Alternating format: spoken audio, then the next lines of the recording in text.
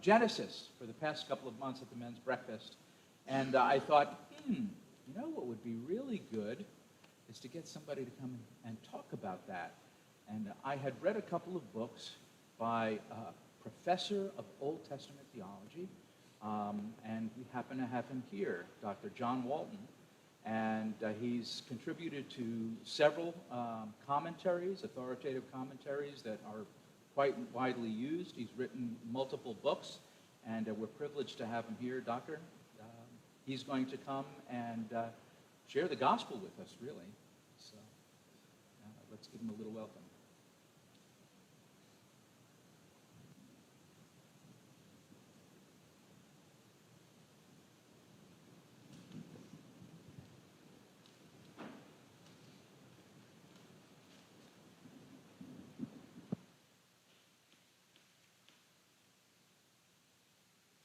Why did God create us? What's the Bible all about? What is it that God has always wanted? Those are questions I would like to address this morning. And we're going to go from the first pages of Genesis all the way through the last pages of Revelation. This is the Word of God.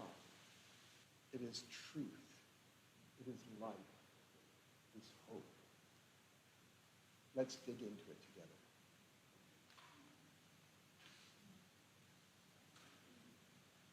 Genesis 1 is a familiar passage. The 7 days of creation. We read them routinely and appreciate what they tell us about our Creator God. And then we get to day 7. And we don't really know what to do with it. We hear about God resting. And it sounds odd to us.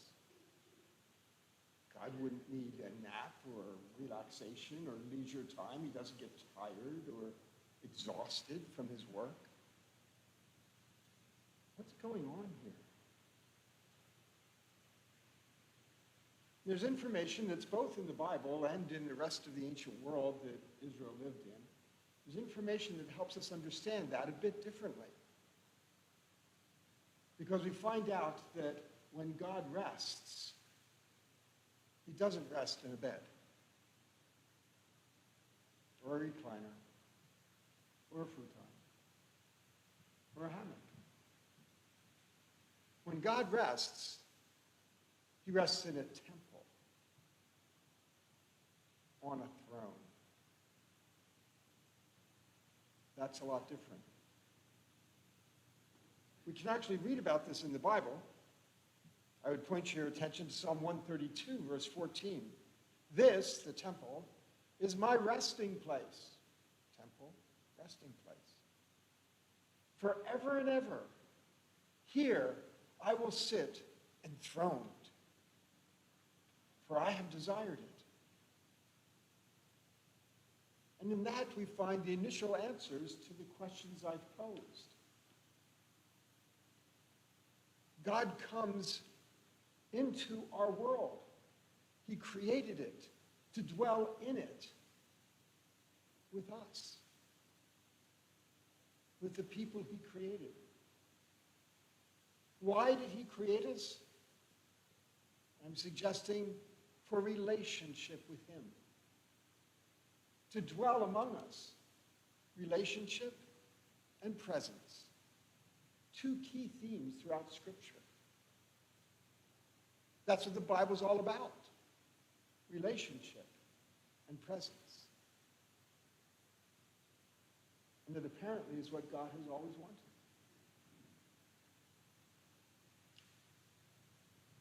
So let's see where that goes. Of course, it went bad very early, very quickly. Chapter 3, people decided they didn't want to work alongside of God. They wanted to do it themselves. And we can't really criticize them because that's all of us. All of us decide to do it ourselves, for ourselves, by ourselves. God's a handy sidekick. But it's really all about me. It's easy to think that way. And of course, that's how things went. And so people lost that relationship with God. People lost access to God's presence. And history began. The history of humanity doing their own thing. We pick up at a story like the Tower of Babel in Genesis chapter 11. People built a tower. We now know that the ancient name for those was a ziggurat. And we know about ziggurats. Ziggurats were built next door to temples. And they were built not for people to go up to get to heaven. They were built for God to come down and enter his temple to be worshipped. And so as the people built their ziggurat to make a name for themselves, they were inviting God to come down and be worshipped. We might think that that doesn't sound so bad. They're inviting God's presence to return. They're inviting a relationship to begin again. But there's the problem. Those ziggurats were part of a system in which people worshipped by meeting the needs of the gods. The rituals would do that. Their sacrifices would be food for the gods, and the gods needed food. They would house the gods and clothe the gods and pamper the gods and amuse the gods. And that was their worship. And when the ziggurat invited them down, that was what they had in mind. But there, right in that text, we find out they were doing that to make themselves a name. Now, making a name in the ancient world describes anything that you would do so that you would be remembered when you were gone. Not a bad thing. Everybody wants to be remembered when they're gone. And the most normal way to do that was by having children, because at least your descendants will remember you for a little while. So making a name for themselves is something everyone would have wanted. But the problem here is not a matter of pride, because they're not going up. It's a matter of selfishness. They want God to come down, enter the temple, so they can worship him, so that as they meet his needs, he will meet their needs. He will bring them prosperity and success, protection and provision.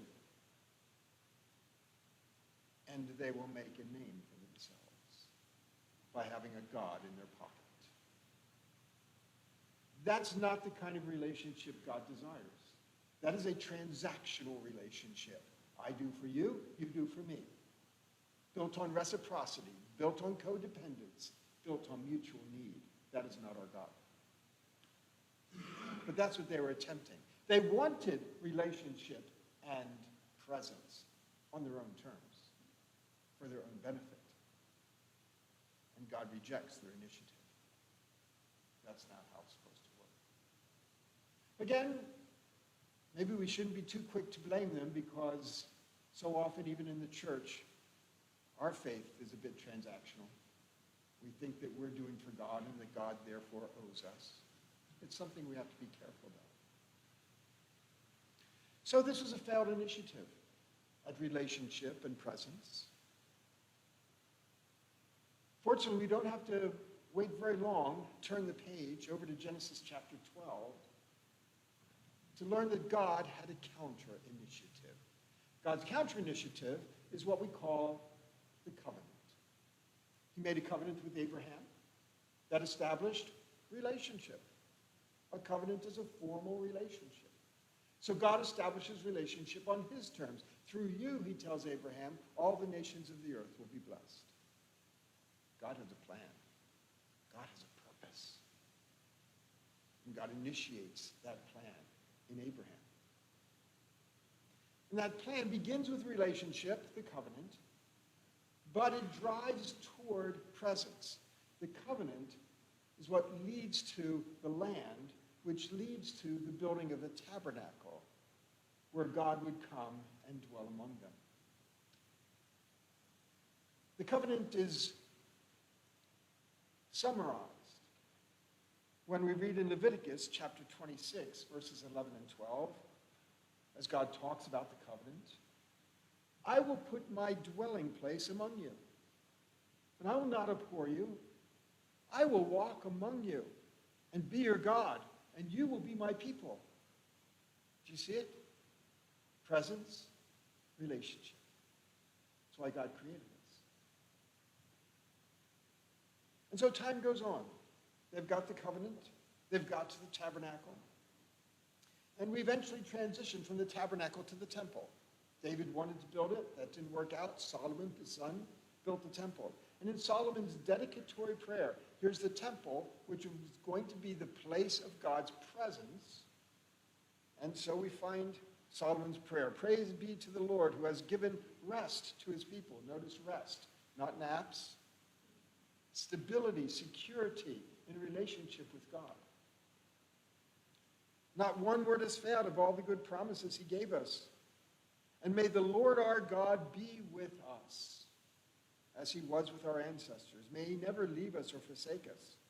Then he goes on to talk about the fact that all the world should therefore know that the Lord is God, that there is no other. And then he urges the Israelites, may your hearts be fully committed to the Lord our God. That's that relationship part. To live by his decrees and obey his commands at this time. And so in the temple, again, is reiterated the importance of relationship with God and his presence among them. God's plans and purposes working out. Time goes on. If you've read through Samuel and Kings, you see that things don't go well again.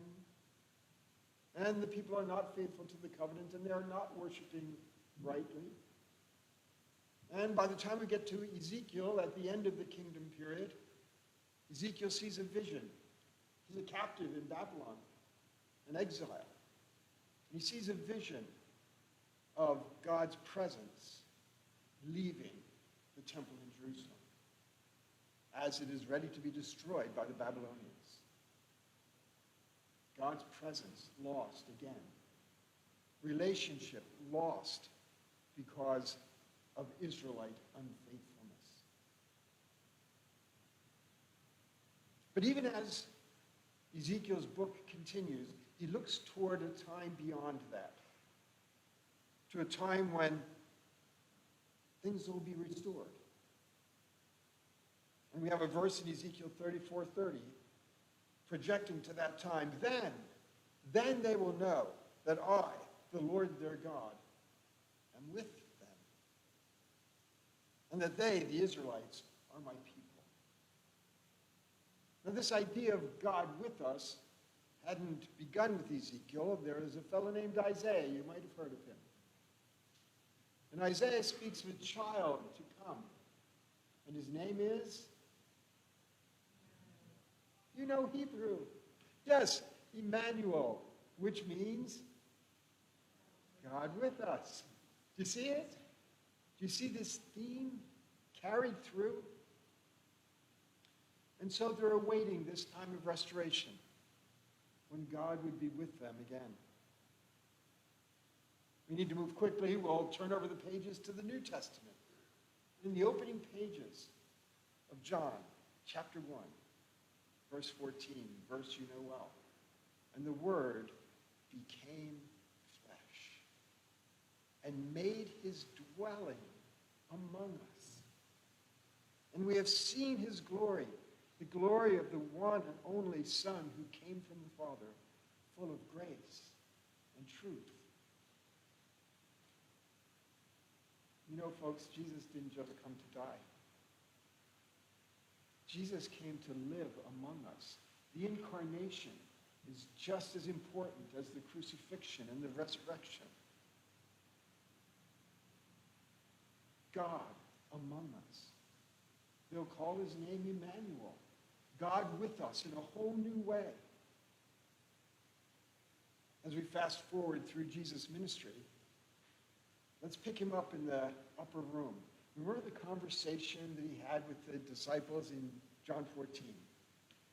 I'm going away. Again, loss of God's presence. But But he encouraged them with two ideas. Number one, I'm going away to prepare a place for you, so that where I am, you might also be. Presence.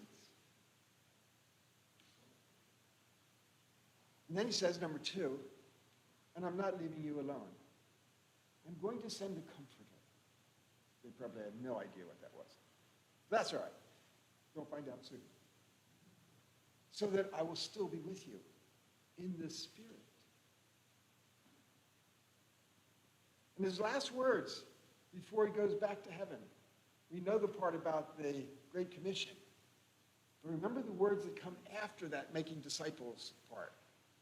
The last words he says, behold, I am with you, even to the end of the age.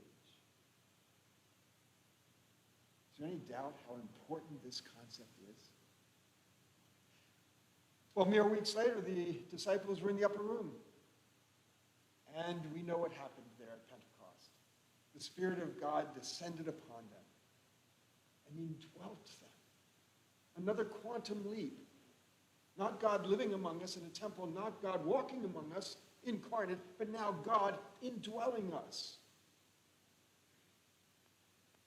And the relationship provided by Christ's death and the indwelling of the Spirit, relationship and presence. And so it was that we, God's people, became the temple. And notice how Paul brings that to our attention in 2 Corinthians 6:16. We are the temple of the living God. And then look what he quotes. As God has said, I will live with them and walk among them, and I will be their God, and they will be my people. So you can see this concept that developed in the early pages of Genesis being carried through stage by stage by stage as we understand what God is working out. And that's, of course, where we are today as God's people in relationship with God through Christ, enjoying the presence of God through the Spirit. Relationship and presence defines us as the church. But of course, as we find in the Bible, it's not over yet. And the Apostle John ushers us into a vision of the new creation in Revelation chapter 21. And here he is to describe this new creation. We had the first creation in Genesis 1. Here he is to describe the new creation and the first words that he has to tell us about it. Revelation 21:3. And I heard a loud voice from the throne saying, look, God's dwelling place is now among his people, and he will dwell with them, and they will be his people, and God himself will be with them and be their God. Genesis to Revelation. Why did God create us? To be in relationship with us and to dwell among us. It's what the Bible's all about. It's what God has always wanted. So what do we do with it? Okay, fine, I get it. What do we do with that? How do we live as God's people in relationship with him? Not transactional. Relationship of grace. How do we manifest God's presence? Not just a good feeling inside, but a job to be his people, carrying out his plans and purposes in the world. One of the ways to think about that, we can see in the life of a fellow named Brother Lawrence. You've probably heard of him. He was a monk in a monastery several hundred years ago, doing his jobs in the kitchen and on the grounds. They had their matins in the morning, vespers in the evening, bookending a day of busy work. And he got the feeling it wasn't quite enough. It's a great start, great finish, but he didn't know quite how to sense God's presence throughout the day. You can find this in his book called Practicing the Presence of God. And what he did was he decided that throughout the day, whatever he was doing, when he heard the hourly chimes, he would turn his mind toward God. He wouldn't stop what he was doing. He had jobs to do. But he would turn his mind toward God. Hello, God. You're here. I'm here. I'm your child. And he began using just those moments of reflection, turning his mind toward God, to try to practice the presence of God. And that was good. That was good, but it just seemed like it still wasn't enough.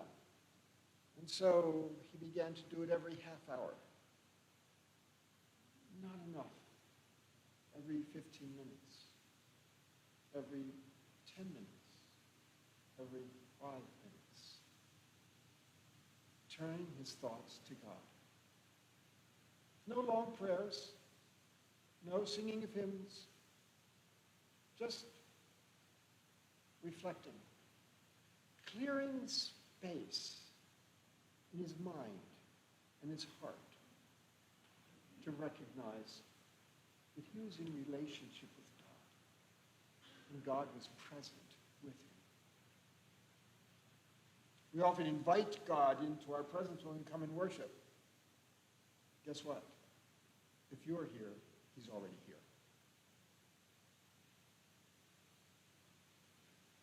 So practicing the presence of God. In the Old Testament, they cleared land for the presence of God. But now we are the temple. And we clear space for his presence. Let me close with a story, because stories are fun. I was invited to a conference many years ago now. Invited to a conference, and it was an invitation only, small group, and I didn't really know why I had been invited. It wasn't clear to me why I would be part of that kind of group the organization represented, but I was glad to go. And so I got to there, and there were about 40 people.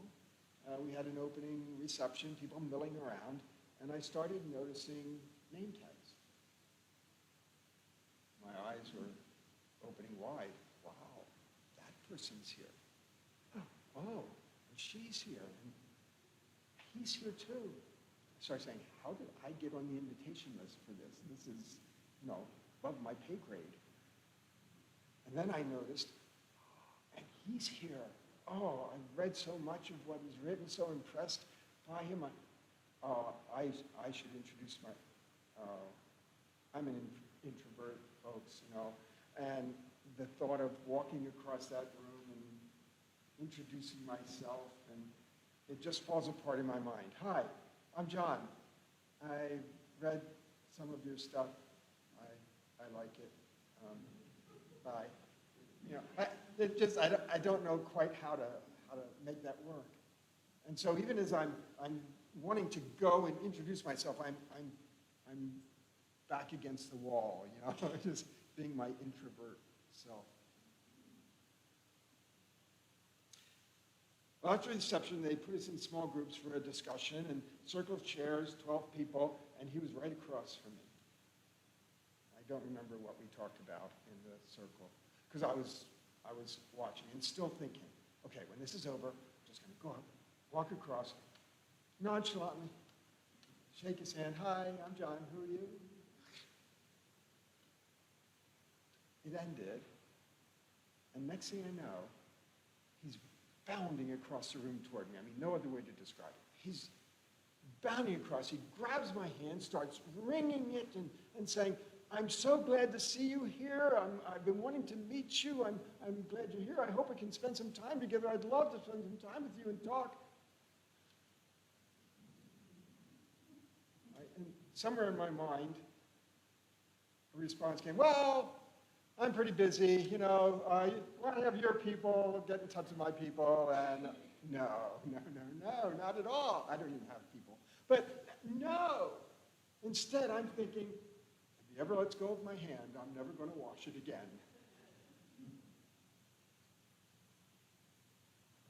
And we did spend time together that weekend. But think about this.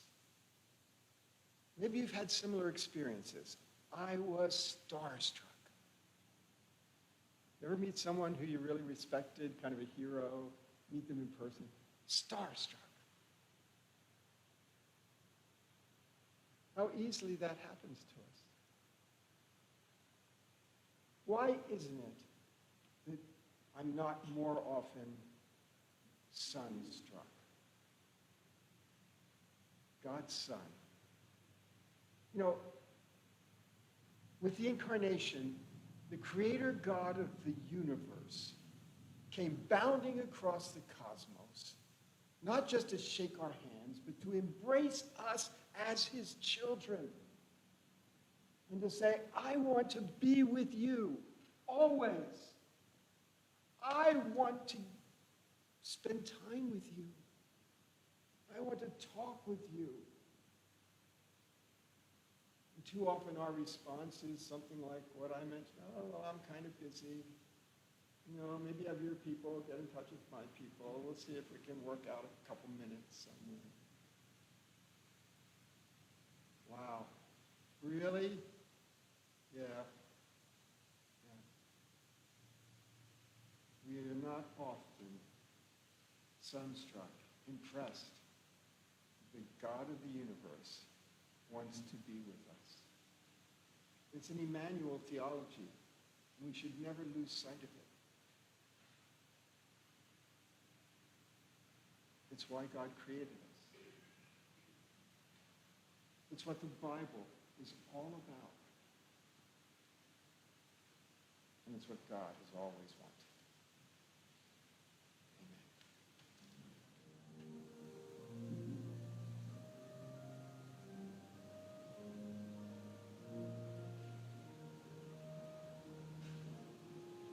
Abide with me, fast falls the eventide. The darkness deepens, Lord,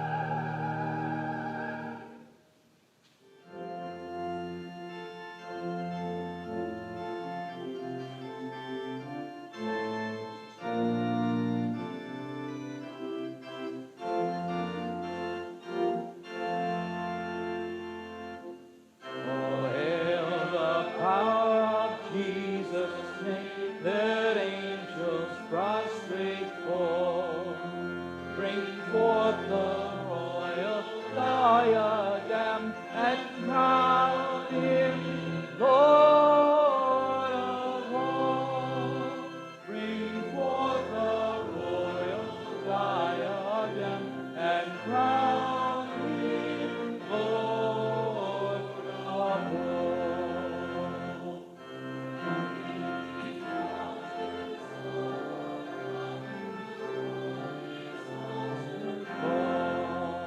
Praise him whose way of pain he trod and crown him Lord of all.